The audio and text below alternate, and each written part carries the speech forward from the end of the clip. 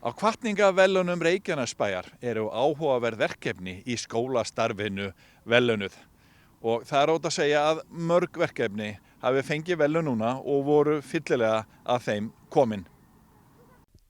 Verkefni skólaslill hlaut hvatningarverðlaun Fræðsluráðs Reykjanesbæjar í ár en ráðið efnir árlega til hvatningarverðlauna fyrir verkefni sem þykja skara fram úr og vera öðrum til eftirbreytni á skólasviðinu í leik- og grunnskólum. Að þessu sinni fengu 4 verkefni viðurkenningu en 1 fékk hvatningarverðlaunin.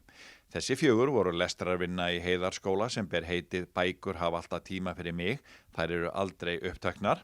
Þá var það söngkeppnin Millu Vision í Myllubakkaskóla, verkefni List og saga í Njarðvíkurskóla og loks söngleikurinn Grís í Heiðarskóla. Allt voru þetta hinn áhugaverðustu verkefni. En það voru skólaslit sem að fengu hvatningarverðlaunin. Þau hófust síðastlið haust og slóu gegn. Markmið þess var að auka lestraráhuga nemenda en sérstaklega drengja.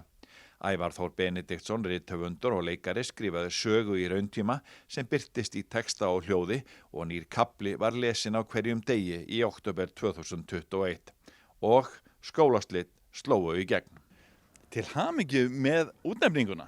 Takk fyrir. Já, kæra þakkir. Þetta var yndislegt. Við hjá Víkurhöfum hittum ykkur nú í byrjun þessa verkefnis og það var mjög áhugavert en rifjið þau nú aðeins upp fyrir okkur hvað þið voru að gera. Hvað við vorum að gera? Það sem við erum ekki búin að gera á þessum tíma, það er búið að vera stórkostlegt ævintýri. Við byrjuðum í síðasta vor og tókum allan októbermánuð undir skólaslit, kafli og sögun á hverjum einasta degi, allir voru með, all landi var með. Þetta var stórkostlegt. Þið von á að þetta myndi takast svona vel? Nei, þetta fór nú fram úr okkar björtustu vonum, verð ég að segja. Og einhvern veginn varð allt miklu stærra og skemmtilegra og meira spennandi, heimilin tóku þátt, þú veist, þetta var geggjað ævintýri. Má eiga von á framhaldi? Já, það má eiga von á framhaldi. Og bókin kemur út í haust. Skólaslit bókin og takk eftir hvernig útlitana verður, það verður einstakt. Og þannig var þetta verkefni bara dálítið, það var einstakt og það fór einhvern veginn, það var allt einhvern veginn svo, já, svona öðruvísi heldur en við höfum gert áður, verð ég að segja. Hvernig þá?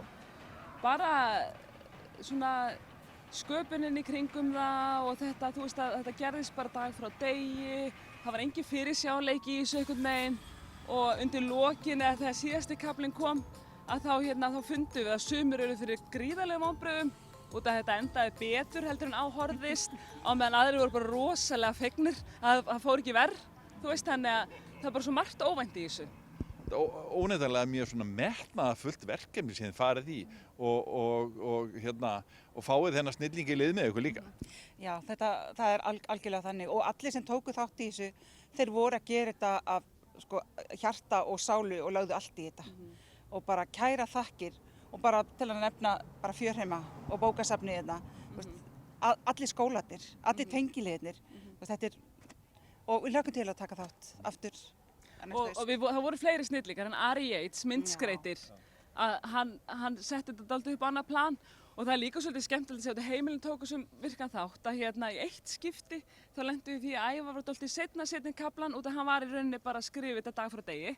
Og þegar við Kolfinna vöknum þá vorum við fullt af messenger skilaboðum frá foreldrum sem að biðu með spennta krakka á kantinum út af því að sögubrótið var ekki komið inn.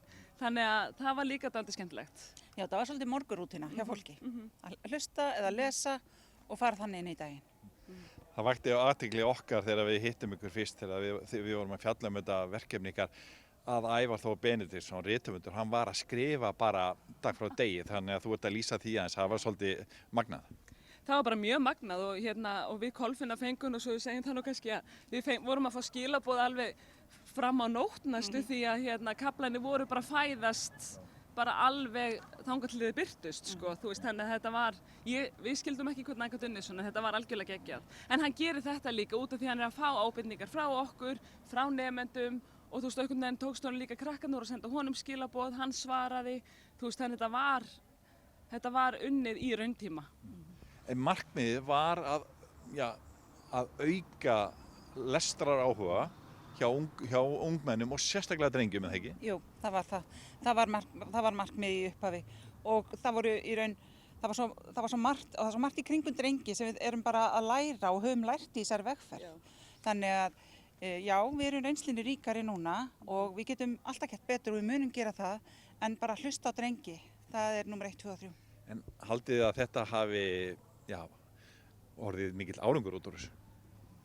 Já, ég held það og þetta árangurshugtak, það er ofta erfitt svona einhvern veginn að skilgreina og hvernig metum við árangurinn en bara á þátttökunni og ánægjunu og lífinu í skólanum það var bara allt litað af skólaslitum í október og ég held að það sé þessa árangur sem við vildum sjá og svo gerum við þetta bara aftur. Já.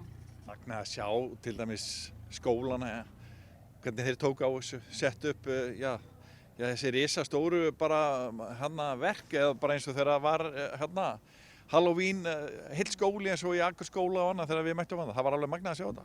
Það var í öllum skólum eitthvað, þú veist, og viðburðir og þetta var líka á þeim tíma að það var að opnast fyrir það að geta boðið gestum og gangandi og ég held að það hafi hjálpað verulega til. Í COVID-inu? Já, í COVID-inu sem við erum alltaf búin að gleyma núna, sko.